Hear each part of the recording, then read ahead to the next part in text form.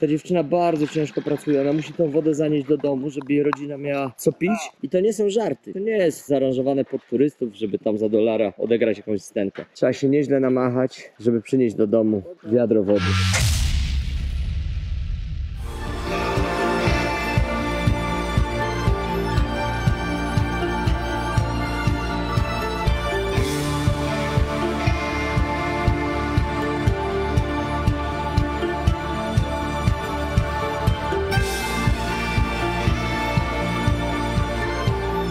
Dobre wiadomości polegają na tym, że witamy Was w Botswanie. To nie był łatwy dzień, bo mieliśmy takie zongi. Rano 1,5 godziny stania, później gdzieś z godzinę z tym dojściem. No i okazało się, że złapaliśmy w końcu bardzo fajnego gościa, który pokazał nam swoje miasto i wszystko, więc było rewelacyjnie. A drugi był mega szybki, no zasuwał jak wariat. Bardzo ciekawy człowiek, bo wyglądał mi na takiego karka, który jest jakimś kurde bandytą, a się okazał bardzo inteligentnym gościem, robi doktorat ze statystyki, więc jechał wypasioną furą, gonił 160 na godzinę, czasami nawet więcej, no i nas podrzucił. A tu na granicy spotkaliśmy takiego poczciwego facecika, taką pyrkaweczką i będziemy sobie jeździć. Mamy do przejechania 70 km, więc pewnie z 1,5 godziny. No i zaprosimy go też na obiad, bo wypada, a i sami jesteśmy głodni, będzie fajnie. Także to, co musimy zrobić, to dotrzeć do Francistown, kupić kartę od internetu, żeby mieć w końcu kontakt ze światem, bo przejechaliśmy cały kraj bez internetu, to też jest fajne. I w sumie nawet mi się podoba, więc w sumie nie wiem, czy potrzebujemy internet. Na dobrą sprawę. Żeby ogarnąć lepiej, no. Chyba trochę tak. A no dobra, Maciek potrzebuje, ja tam jakiś taki jestem wyluzowany w tym temacie. Kolejna rzecz jest taka, że Botswana różni się dość mocno od innych krajów, bo można spotkać zwierzęta właściwie wszędzie. Tak, na drodze i są pustkowia i będą pustynie, więc będzie też... Gość będzie sikał chyba, więc nie będę go nagrywał. Więc będzie tak dosyć ciekawie. Dopiero będziemy poznawać ten kraj. Będziemy unikać dużych miast. Raczej będziemy starać się jeździć po prowincjach, po wioskach, pokazywać Ci piękno przyrody, a niekoniecznie miasto. Musisz mieć ze sobą zapas wody, bardzo dużo tej wody. Musisz mieć kapelusz, bo słońce pali. Łydki, nogi mam spalone, jestem cały zjarany. Maciek też.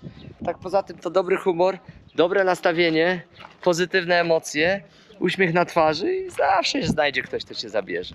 Generalnie to na początku jest taka niepewność. Ludzie nie wiedzą, czego się po nas spodziewać, o co nam w ogóle chodzi. Po czym zaczyna się gadka i się zakompluwujemy z nimi. Z niektórymi to można powiedzieć prawie, że zaprzyjaźniamy. No i jest tak, że później nas wożą, pokazują miasto, rodzinę i generalnie się nami wszyscy przechwalają. To jest taka uniwersalna zasada, że później wydzwaniają do znajomych na WhatsAppie, wideo pokazują, że my jesteśmy z nimi, zatrzymują samochody. To jest fajne, to jest ciekawe. Jesteśmy jak małpki w zoo. Jesteśmy taką atrakcją dla nich. Dobra, skończył gadkę, zrobił siusiu, więc my też lecimy.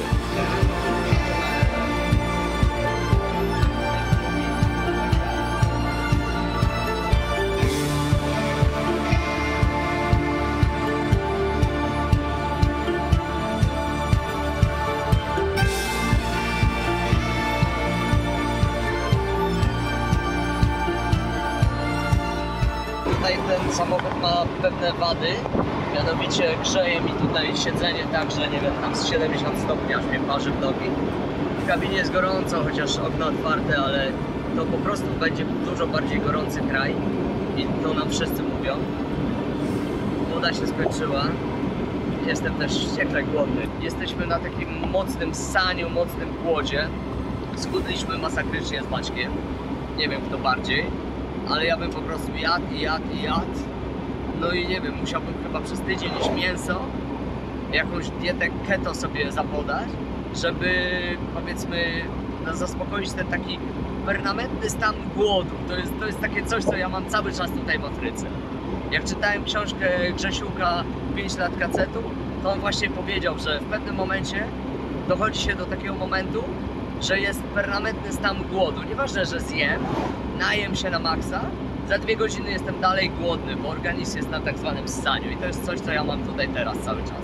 Ja myślę, że to dla mnie akurat bardzo zdrowo, ale niekomfortowo. Wysiadamy, bo trzeba buty zdezynfekować znowu. Już drugi raz w tym kraju nam to każą robić i nie wiemy, o co chodzi, ale będziemy dezynfekować. Ja idę na tą matę. Wszyscy wyskakują. Zdezynfekowany. Maciek też. I przejeżdżamy jeszcze przez takie bajory. Pani teraz nalewa wiadrem to coś, a tu jest jakiś płyn z jakimś ścierwem chemicznym. O, widzisz, tutaj piszą dezynfekuj się. No i wjeżdżamy teraz. Tu się śmierdzi, rzeczywiście dezynfekujemy, żebyśmy brudu pod butami nie przywieźli do ich kraju. No dobra, niech im będzie. Nie rozumiem tego. Podejrzewam, że jakiś polityk ma udział w firmie, która handluje tą chemią i temat jest załatwiony. Tak. Maxwell powiedział nam, że no, importują żarcie z zagranicy, głównie z RPA. Właściwie z RPA tylko. No i co? No i drogo będzie. Ale może arbuza zjemy. Francistown. Zbliżamy się do tego miasta, które jest drugim miastem pod względem wielkości w kraju podobno. Tak nam powiedział. No i tutaj piękne latarnie. No droga w ogóle jest mega wypas. No i jest cały czas bardzo, bardzo czysto. No i mijają nas całkiem wypasione fury. To też jest ciekawe. Jesteśmy zdziwieni.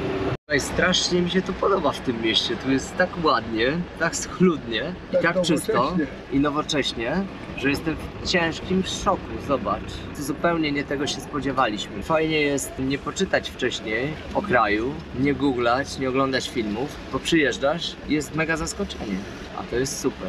Ruszamy z powrotem na stopa, jest ze 40 stopni, nie ma cienia, jak widzisz, więc stoimy w pełnym słońcu. No i spróbujemy dojechać do tego Nata i nawet za Nata, jeżeli się uda, bo tam podobno dużo zwierząt. No i zobaczymy co dalej. Później spróbujemy może w głąb Bostwany. Mówią, że Bostwana jest najgorętsza, dużo cieplejsza niż nawet Namibia, gdzie jest pustynia. No i zobaczymy jak będzie. Gonimy dalej, pełni optymizmu. Stoimy przy drodze, łapiemy stopa do miejscowości Nata. No tutaj jesteśmy w drugim pod względem wielkości mieście w kraju, natomiast Nata to już jest za dupie. To jest bardzo ciekawy kraj ta Bostwana, ponieważ powierzchnia kraju jest mniej więcej o połowę większa od powierzchni Polski, a liczba ludności jest 12 razy mniejsza niż w Polsce. Czyli wyobraź sobie, no ponad 10 razy mniej ludzi w kraju, który jest o połowę większy. Więc zagęszczenie jest tutaj żadne. Dlatego tu jest tak dużo zwierząt. Kogoś tam zatrzymaliśmy, idziemy. Złapaliśmy w końcu stopa, okazuje się, że gość jest żołnierzem. Nawet szybko. No, dosyć szybko, no i wiezie nas wprawdzie 80 km, ale my tutaj próbujemy rozkminkę zrobić pod tytułem, żeby go nie namówić, żeby z nami pojeździł. Nie wiem, czy on browca teraz nie wali właśnie jadąc. To by było najfajniej, bo zasady w Afryce, jeżeli chodzi o wynajem samochodów, są popieprzone. Ja to przechodziłem w Lesotho i z duszą na ramieniu jeździsz autem, bo jak ktokolwiek cokolwiek zrobi z autem, no to płacisz jakiś szalony wkład własny. Bez sensu. To nawet jak ktoś ci rozwali auto, to ty płacisz, to jest w ogóle... Tak, to jest porąbane. Więc nie dość, że wynajem auta jest strasznie drogi, nie dość, że limit jest 200 km dziennie, to jest bez sensu. Później płacisz 1,5 zł za każdy kilometr, jak za taksówkę. No to bzdura w tej sytuacji, gdzie mamy parę tysięcy kilometrów do przejechania i 4 dni. To chyba lepiej chłopkowi zalać kurczę pod korek i powiedzieć jedziemy i płacimy za żarcie. Chłopak ma czas na razie. Jest sympatyczny, tylko problem z językiem jest ciężko się dogadywać, ale jesteśmy tutaj w lokalnej restauracyjce z naszym ziomalem żołnierzem i jest ryż, jakieś tutaj sałatki, sosy, kurczak i tutaj są jakieś 3 lokalne dziwne rzeczy, to jest ugali, to jest chyba też z kukurydzy, ale inaczej przygotowane i kurczak, sok i będziemy to teraz wcinać, bo jesteśmy tak głodni, że szok. Przynajmniej ja, tak jak zawsze. Tu jedziemy do ziomala wioski. No i mijamy bar, tylko nie zdążył tego nagrać, bo napisane Kutas Bar. Oni nie rozumieją co to znaczy, ale my rozumiemy. Może nie rozumiem, to ma inne znaczenie. A może ma inne znaczenie, no to jak chcesz zjeść w takim barze, to smacznego, zapraszam. O, a tak wyglądają wioski właśnie w Bostwanie. Ale fajnie. No tutaj ziomal nas przywiózł do siebie. Widzisz, wszystko jest ogrodzone siatką, żeby dzikie zwierzęta nie przychodziły. Idziemy do niego do domu, zobaczcie. Jesteśmy u ziomala właśnie w domu, to jest jego mama i pieski szczekają. When you came here? Yesterday. Oh. We came yesterday by hitchhiking. No i co tak szczekasz? Chodź tu podłaście, no chodź. No. Dobra, wyjeżdżamy. No i w ogóle gdzie my teraz jedziemy, to nie wiemy, bo to wszystko jak to... smoke. I don't smoke. No i jedziemy takie to wszystko niedogadane, bo dogadałem się z nim, że dobra, to jedź z nami, wieź nas tam, zatankujemy ci furę. To się dogadaj. Kolejna rzeka, która jest po prostu sucha i pusta. Sam piasek zamiast rzeki. a zatrzymaliśmy się tutaj, żeby nasz ziomal kupił sobie fajki. A tym Mini Cooperem nas wozi, więc w ogóle zarąbiście. Jesteśmy w miejscowości Nata, przejeżdżamy rzekę Nata i zobacz jak ona wygląda teraz. Jest po prostu sucha, chociaż jest pora deszczowa. Tak wygląda największa rzeka tutaj w okolicy. Ludzie se chodzą po tej rzece, nie ma ryb, nie ma wody. W tej rzece jest słona woda w ogóle. Jest sucho. Byliśmy w takim miejscu, gdzie jest jezioro i tam słonie przychodzą pić. No i pani mówi, że nie ma słoni, nie ma wody, nie ma jeziora, wszystko wyschło. Później za tą miejscowością masz 250 km miejscowość Kasane i na drodze między Nata a Kasane masz 250 km, gdzie nie ma żadnego miasta, żadnej osady. No i tam po prostu nie wolno się zatrzymywać, nie wolno parkować, bo te zwierzęta cię załatwią. Słonie, bawoły i przede wszystkim lwy.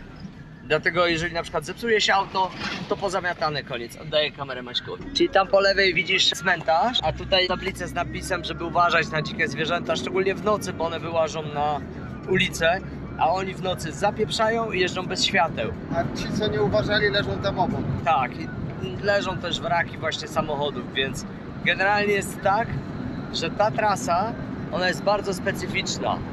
Tutaj trzeba naprawdę się przygotować, zatankować samochód, wziąć wodę, no i pilnować, żeby samochód się nie zepsuł po drodze, bo jak się zepsuje samochód na tej trasie między Kaun a Nata, czy w odwrotnym kierunku, no to generalnie człowiek jest ugotowany, bo tutaj rzeczywiście przyjdą lwy i cię zeżrą. Albo słonie rozdepczą, albo te buffalo, czy jakieś inne zwierzęta. Dlatego to jest bardzo niebezpieczna część trasy i nawet są ostrzeżenia w Google'ach, że są pewnego rodzaju ograniczenia. I one polegają na tym, że tam nie wolno kempingować. Nie ma kempingów, nie ma miejsc, gdzie możesz przenocować. Trasę trzeba tak zaplanować, żeby po prostu ją przejechać i się nie zatrzymywać. Wjeżdżamy do miejsca, które się nazywa Elephant Sands, czy Sands. I to jest miejsce, gdzie po prostu żyją słonie. Z tego co rozumiem, to jest jakiś taki mini park, gdzie po prostu tych słoni jest od cholery. Te słonie też będziemy jeszcze mijać po drodze. Natomiast no, on twierdzi, że jak wjedziemy tutaj, no to te słonie będą bardziej oswojone i mniej nerwowe i mniej agresywne. Więc jest dużo większe prawdopodobieństwo, że się tam do nich jakoś zbliżymy. To jest miejsce, gdzie jest potrzebna fura offroadowa, a my mamy sportową, bo Mini Cooper o niskim zawieszeniu i twardym. Temperatura na dworze jest 39 stopni w cieniu. Pewnie 50. W samochodzie pewnie 50. On ma jeszcze niestety zepsute prawe okno, jedyne otwarte z mojej strony. No a jest wieczór, 39 wieczorem to naprawdę dużo. Zaraz obczajmy tą miejscówkę, jeżeli będzie godna polecenia, to ci polecimy, jeżeli nie, to ci powiemy prawdę co i jak, bo jesteśmy tu zupełnie przypadkowo, w ogóle nie planowaliśmy tu być. No i zobacz, dojeżdżamy do tego miejsca i ja cię pitole ile słoni. No i tutaj masz domki, które generalnie można sobie wynajmować i mieszkać. Pełno białych ludzi, jak widzisz, całe mnóstwo. Wjeżdżasz za darmo, a tu można nawet sobie, widzisz, wjechać kamperem i kempingować samemu. Najlepiej w takich fajnych samochodach, które mają na dachu namiot, bo wtedy jest bezpieczniej. Jest basenik, można pływać. No i generalnie powiedzieli nam, że wchodzimy tutaj z Afrykulca, robimy zdjęcia, nagrywamy filmy, nie ma sprawy. Natomiast jeżeli byśmy chcieli przenocować, to wtedy nocleg kosztuje. Ja dowiem się, jakie są ceny, bo miejsce jest naprawdę świetne, więc warto je polecić, warto sprawdzić, bo jeżeli tu nie jest jakoś super drogo, to kurczę, idealne miejsce do spędzania czasu. Siedzisz sobie w takim domku, mieszkasz, a tutaj kurde słonie koło ciebie chodzą. Mieszkasz między słoniami, dosłownie.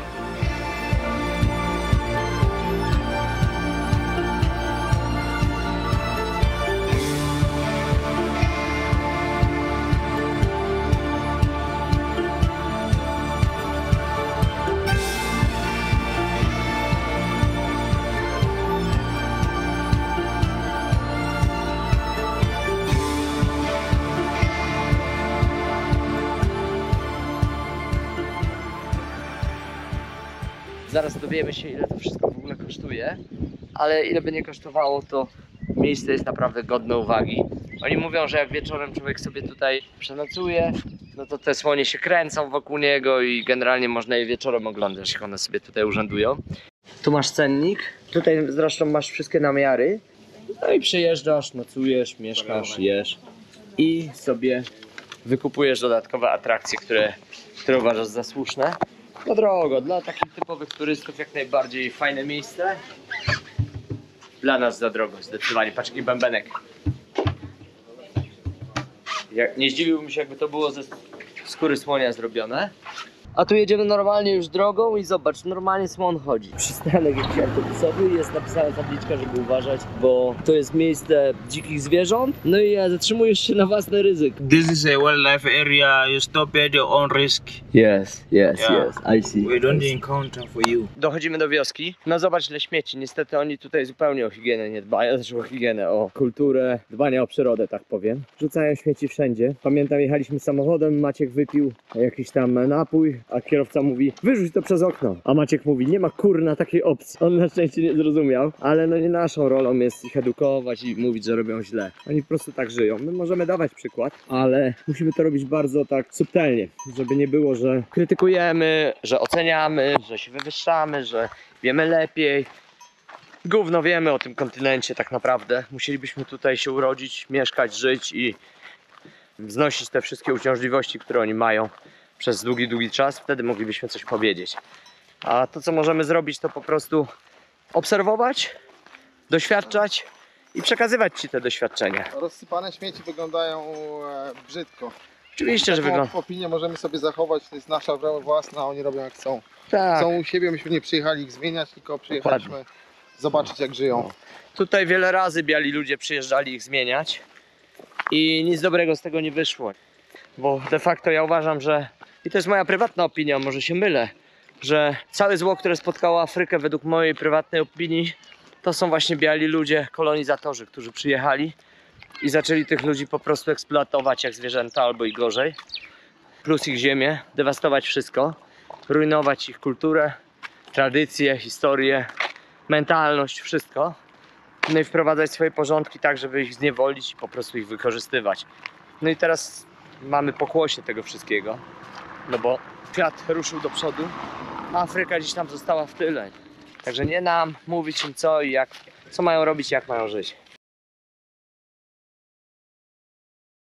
Ale ma fajną sierść. No strasznie go traktują. Niestety właśnie w Afryce problemem jest to, że oni zwierzęta traktują no nieludzko. Zwierzaki to są nasi bracia i trzeba je kochać i szanować, a oni tutaj kompletnie tego nie szanują. Tak samo jest z przyrodą. Rzucają butelki, palą śmieci, palą plastik. On mu włożył do buzi drut normalnie. No nie mogę na to patrzeć. A tam jest rzeka. Zobacz, suchuteńka. Jest środek pory deszczowej. Tu powinno być pełno, a jest po prostu sucho. Możemy pójść pomacać piasek. Żadnej ryby, żadnego krokodyla, nic. Zobacz, środek pory deszczowej. To jest rzeka. Duża, jedna z głównych rzek. Gdzie są wszystkie hipopotamy, gdzie są wszystkie krokodyle? Powiedz mi. Nigdy takiej rzeki nie widziałem. Pierwszy raz w życiu jestem w takiej rzece, no bo tak to trzeba nazwać.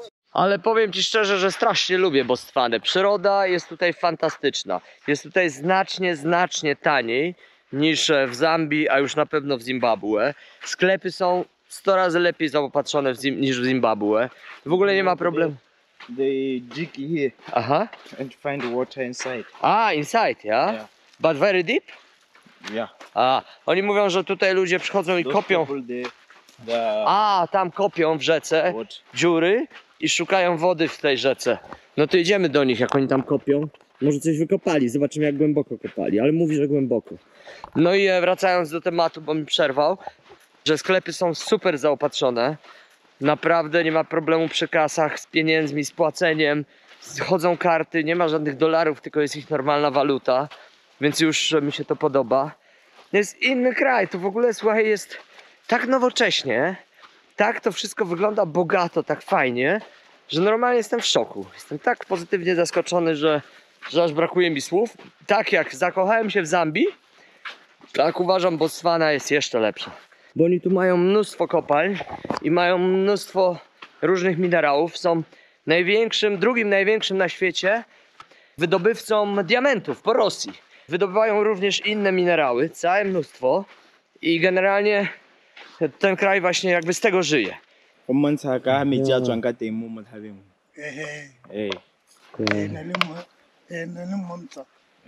Patrz, dziewczyna wyciąga wodę normalnie z tej dziury. Rzeczywiście, oni wykopali studnię. No i jest woda, ona nie jest za czysta niestety. I ona wkłada do tego i później będą to normalnie transportować na głowach albo na plecach. No ale skąd brać wodę, jeżeli nie ma? Ta dziewczyna bardzo ciężko pracuje, ona musi tą wodę zanieść do domu, żeby jej rodzina miała co pić, czym się umyć. No ale zauważ, że po prostu z tym myciem to jest problem, bo jak się myć, jak kosztuje to tyle energii, żeby tą wodę zdobyć. Życie w Afryce nie jest łatwe, jest naprawdę trudne. No i jest piękny zachód słońca. Spędziliśmy fantastyczny dzień. Wczoraj spaliśmy na cudownym kempingu. Złapaliśmy fajnego stopa. Fajnie dzień spędziliśmy, ale ładne słońce. My mamy takie szczęście i taki zaszczyt, ja to tak odbieram, że miejscowi ludzie zapraszają nas do swojego życia. Nie tylko do swojego domu, czy tam do swojego samochodu, ale po prostu do swojego życia. Pokazują nam swoich przyjaciół, swoją rodzinę. Ja widziałem, jak mu się iskrzyły oczy, jak on swojej mamie dzisiaj pokazywał nas, przedstawiał. I to po prostu dla mnie było coś niesamowitego, że gdzieś tam w pewnym sensie zmieniamy życie tych ludzi, których spotykamy po drodze. I często na początku jest jakoś tam drętwo, niezręcznie, jeszcze się macamy, poznajemy, a po pewnym czasie to po prostu tak jakbyśmy się znali latami. Poznaliśmy tutaj kilkadziesiąt cudownych osób w tej Afryce, głównie kierowców, którzy nas podwozili, ale nie tylko. I to naprawdę było niebywałe szczęście, żeby zostać zaproszonym do ich życia, do ich świata. Więc poznajemy tą Afrykę, pokazujemy Ci ją taką, jaką ją widzimy, jaka ona według nas jest. No i to jest fajne, bo wtedy możesz zdecydować, czy chcesz tu przyjechać, czy nie chcesz. Czy tu jest fajnie, czy nie fajnie, czy bezpiecznie, czy niebezpiecznie, czy ciężko, czy lekko. My to robimy w najtrudniejszym możliwym stylu, tak nam się wydaje. Czyli autostopem, w upale, nieprzygotowani, niskobudżetowo, w najtańszych chińskich namiotach i tak dalej. Natomiast Ty to możesz zrobić bardziej lightowo, wynajętym, klimatyzowanym autem albo nie wiem, mieszkając w jakichś hotelach wypasionych. Nie musisz stać kilka godzin na słońcu i machać kciukiem, żeby Cię zabrali. Więc też możesz tak zrobić, a i też poznasz fajnych ludzi i zwiedzisz fajną część świata, bo tak jak mówiłem Maćkowi, zanim tu przyjechał, że Afrykę można pokochać albo znienawidzić. Ja Afrykę pokochałem, ale wielu ludzi znienawidziło, których znam, bo po prostu jest ciężka, jest wymagająca, jest wymęczająca. Zobacz, jak wygląda życie w Afryce tak naprawdę.